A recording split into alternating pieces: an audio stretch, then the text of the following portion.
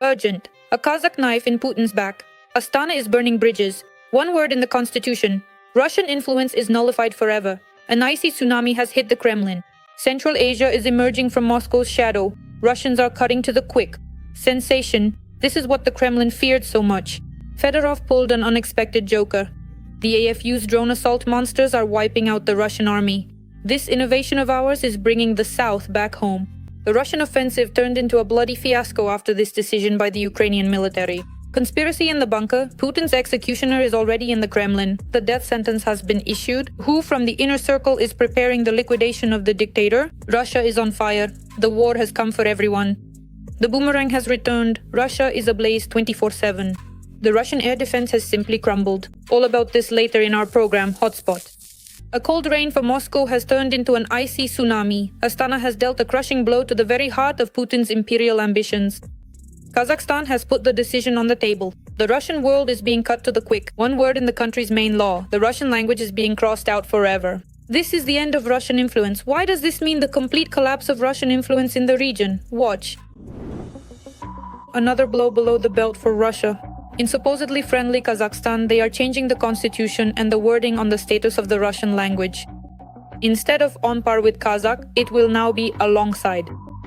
For Russia, Kazakhstan is an ally, a strategic partner, and a good neighbor, with whom we build multifaceted and equal relations based on the principles of friendship, mutual trust, and respect. The so-called ally and partner Tokayev has already put Putin in his place more than once. For example, at a joint briefing with Putin, he pointedly began speaking in Kazakh. From the faces of the Russian delegation and Putin himself, it was clear they didn't expect this.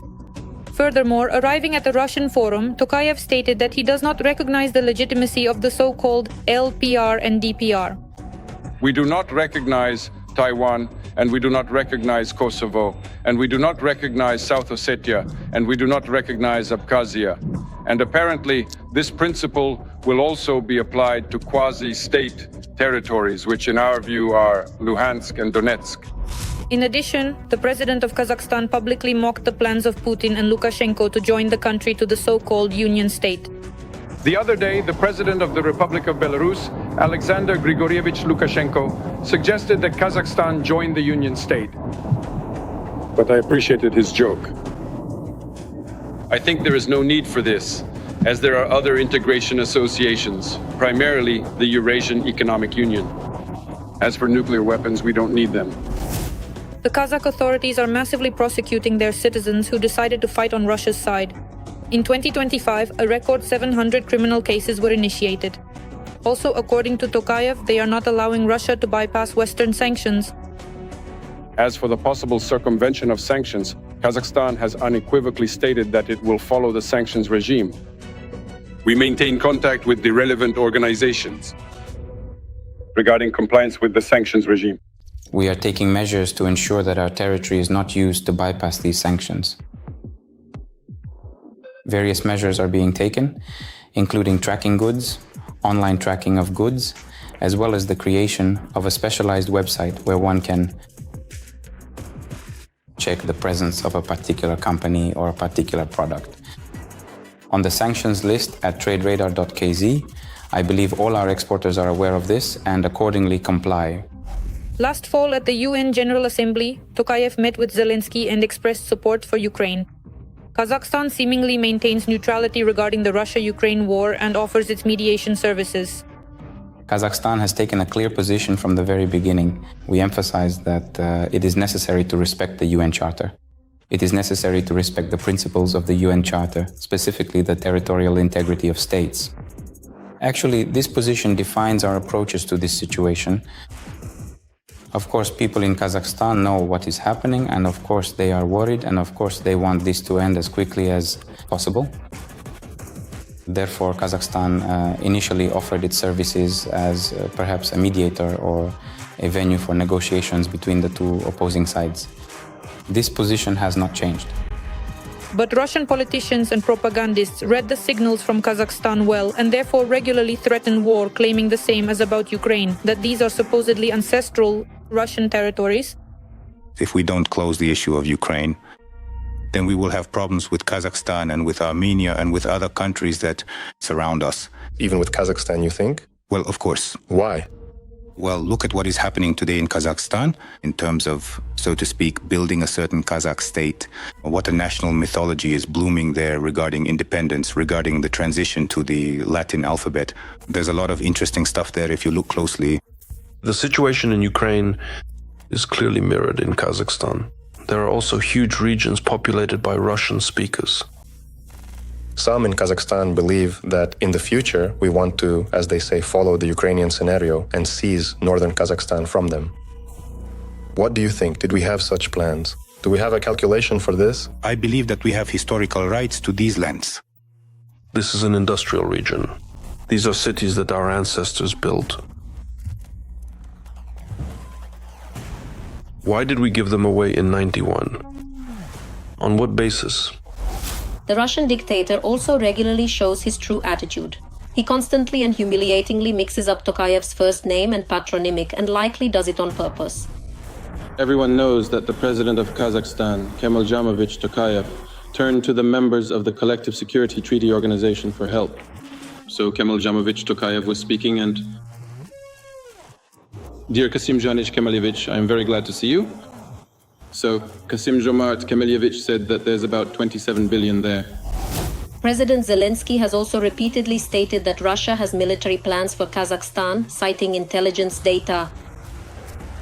So it has come to our attention that we have received information indicating that among their main priorities, the countries of the Baltic region, as well as Moldova and Kazakhstan, are included. These are the closest targets for the Russian Federation. Tokayev stated that he would suppress attempts at separatism, but Kazakh deputies went even further.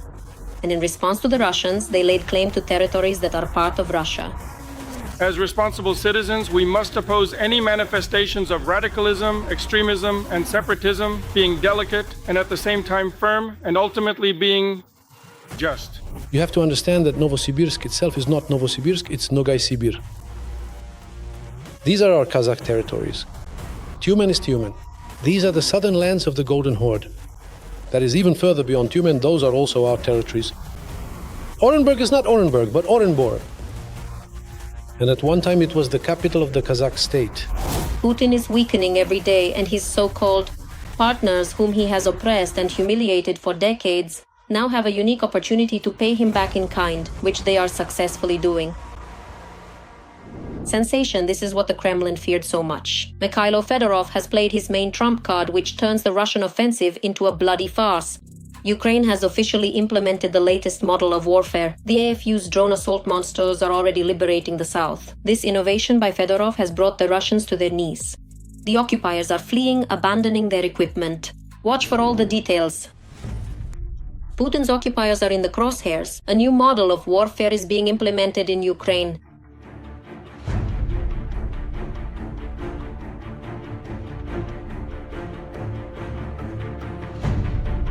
We are talking about the creation of drone assault units. The new model integrates aerial and ground drones with infantry into a single system, which minimizes personnel losses and increases strike precision. Well, as of today, I simply see a logical, quite predictable evolution of assault units into something that will change the face of future infantry worldwide, not just in Ukraine, but at least until the end of this century, because the infantryman and the unmanned systems that accompany him, reconnaissance surveillance systems, ground robotic complexes, as well as strike assets, this is an integral part of today's infantry, and it will be integrated specifically into assault units. It is planned that this experience will be scaled to all key areas of the front, finally cementing the dominance of unmanned systems in the strategy of modern warfare. According to the Ministry of Defense, the use of the newest units has already demonstrated concrete successes in southern Ukraine. At that moment, the suppression of Russian positions was carried out in a combined manner, both with the help of the drone component and assault units. One could say it was a kind of testing of our capabilities, and it showed results. We not only stopped the Russian advance in the Hulyai-Pol direction, along the right bank of the Haicha River, as well as in the Volcha-Vorona interfluve. That's already the Dnipropetrovsk region. but also forced the Russians to move to the left bank of the Hydra River, to pull back, leave their positions and retreat. According to Defense Minister Mikhail Fedorov, every meter of Ukrainian land cost the occupiers a price of enormous human casualties. The introduction of drone assault units, combining unmanned systems with infantry, will allow for much more effective combat against the Russian invaders. Mikhail Fedorov is a person who is, technically speaking, very well equipped and has a very good and solid technical base. He is technically well informed about what is happening in the troops and what the troops actually need. Fresh blood has at long last finally entered the Ministry of Defense. Not some stale, senile, retired or temporary blood that is the blood of a time server, but rather truly fresh and new blood. This is about a specific change from within the very concept of the Ministry of Defense and its approach to further decision-making regarding how Ukraine should win this war. Although Mikhail Fedorov has only been in the post of defense minister since January, he is actively implementing a technological approach to warfare. On April 15th at a Ramstein format meeting, Fedorov noted that Ukraine's air defense has significantly strengthened. The interception rate for cruise missiles was 80% and the interception rate for drones exceeded 90%. And this is despite a very difficult winter when the Russian Federation tried to destroy Ukraine's energy sector. On the night of April 15th to 16th, we even witnessed how our air defense systems successfully managed practically most of the incoming targets. Short-range air defense shut down the maximum number of possible enemy drones. Medium-range air defense, including our aviation, F-16 fighters, MiG-29, shot down KH-101 missiles, and 19 out of 20 missiles were shot down, which is practically an absolute indicator of efficiency. But we still have problems with ballistics. The Ukraine Defense Contact Group during the Ramstein meeting agreed on air defense support for the country and the supply of missiles for Patriot systems. Additionally, Germany is investing $4 billion in strengthening air defense. The United Kingdom is providing its largest ever drone support package. This year, Estonia is joining the air defense reinforcement under the Pearl program. This primarily strengthens the capabilities of Ukraine's defense forces in conducting both counter-offensive operations and accordingly so-called active defense. But it is also quite notable and worth mentioning that the statement made by the head of NATO indicates that the country will be receiving military support and assistance from our European partners, which is valued at about 60 billion euros. Protecting the Ukrainian sky has become not just a security issue, but a powerful impulse for the development of the defense industrial complex and communication with European partners. Not just at the level of simply saying, supply us with Patriot system launches, supply us with PACM-3 type surface-to-air missiles for the Patriot SAM system, but let's also communicate and collaborate at the level of creating and developing our own air defense system, one that is inexpensive, low cost, yet still highly advanced, high-tech, and fully functional in terms of intercepting and neutralizing ballistic missiles. This means not only relying on existing solutions, but also working together to build a system that is both affordable and effective, ensuring robust protection against a wide range of aerial threats. According to Bloomberg estimates, Ukraine has already turned into one of Europe's largest sites for combat testing of drones. New solutions are tested right on the battlefield, and successful developments are immediately launched into large-scale production.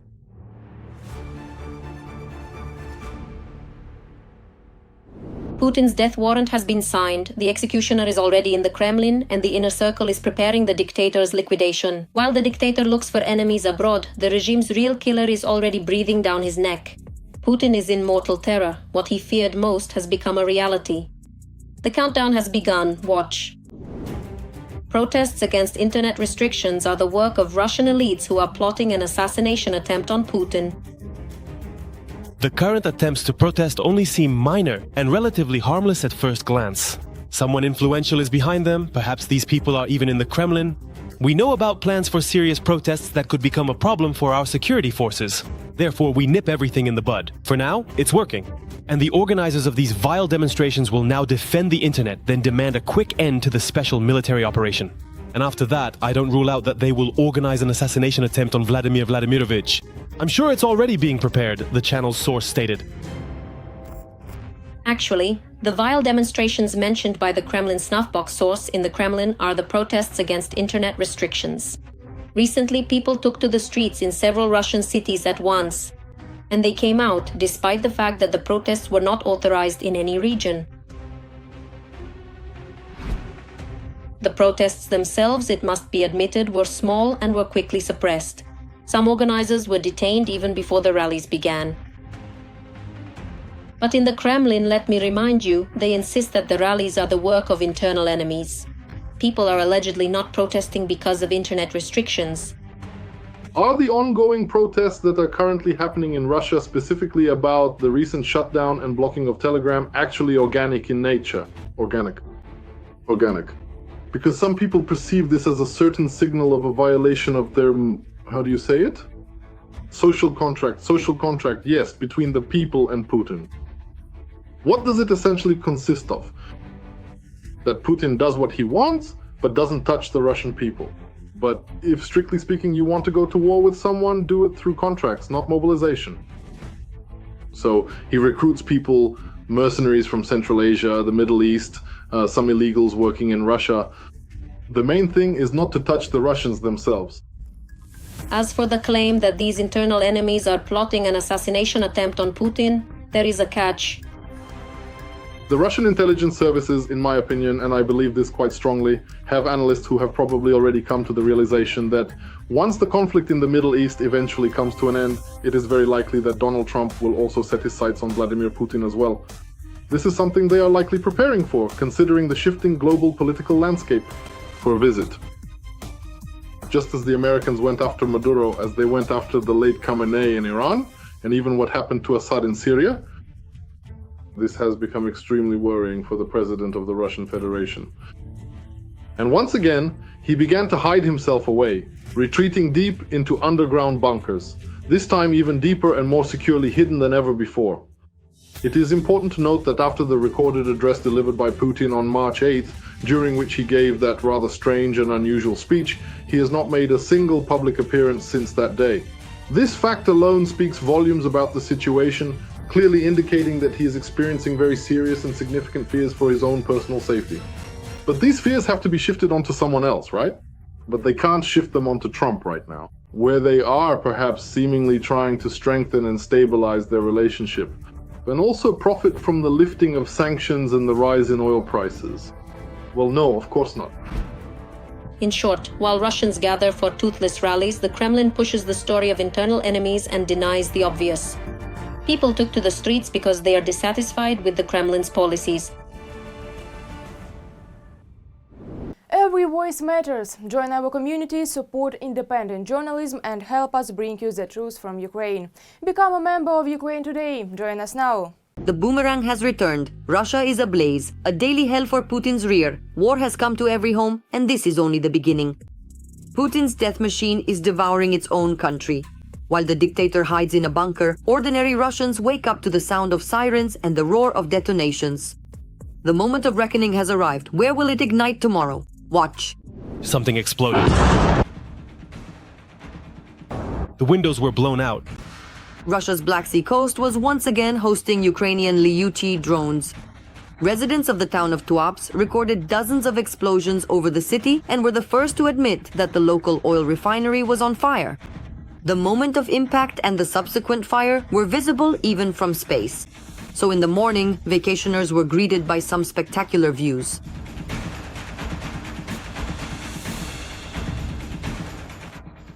I didn't expect this.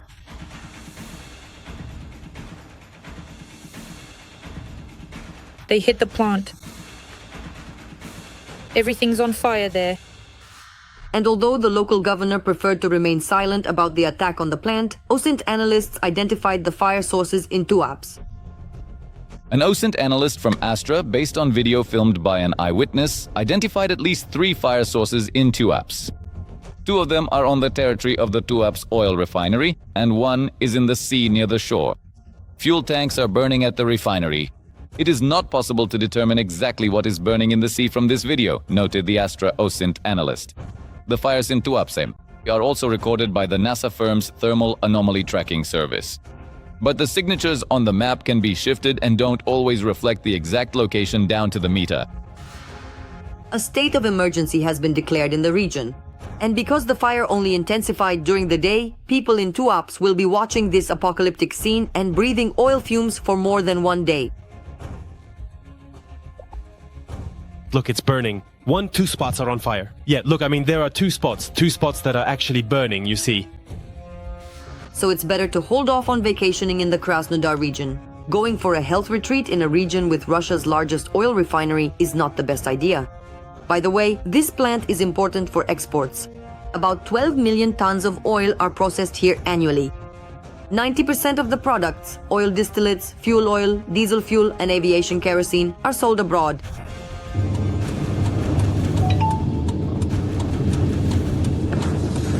The oil refinery in the Krasnodar region is the second major target for Ukrainian drones in a single day. The day before, the Rutte drones reached Bashkortostan. And that, for a moment, is 1,500 kilometers away. The SNKZ plant. 3 drones hit. Look at that smoke. That's it, everyone go home, basically. The Sterlitamak oil refinery has been attacked by drones before. This is a legitimate military target for the Ukrainian military, as fuel for the occupiers' aviation is produced here. They produce a wide range of various chemical products, including, if I understand correctly, aviation fuel. And what's important, this is the specific nature of this enterprise. It produces various types of additives, and therefore it's shut down, yet another shutdown for, I don't know how long, for several weeks probably. Well, in general, this is a reduction in the combat potential of the Russian army. Well, there won't be enough lubricating oil in some direction, and then a tank brigade. Well, it stops fighting, waiting until this oil is delivered to it. Russian enterprises, thanks to which the Russian army continues its aggression, have also self-destructed. At least that's what the local authorities claim. A technological bang occurred at the Kazan gunpowder plant, where an entire production facility was destroyed. The explosion was also heard at the gunpowder plant in Samara.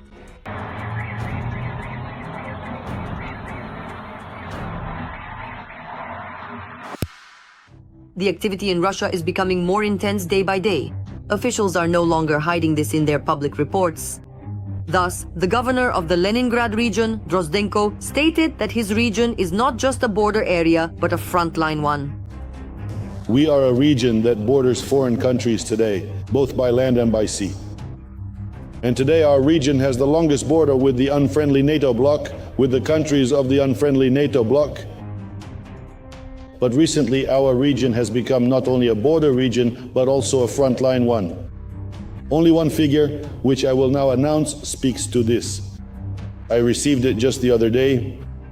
Based on the results of the first quarter of 2026, 243 unmanned aerial vehicles of a hostile country were shot down in the sky over the Leningrad region.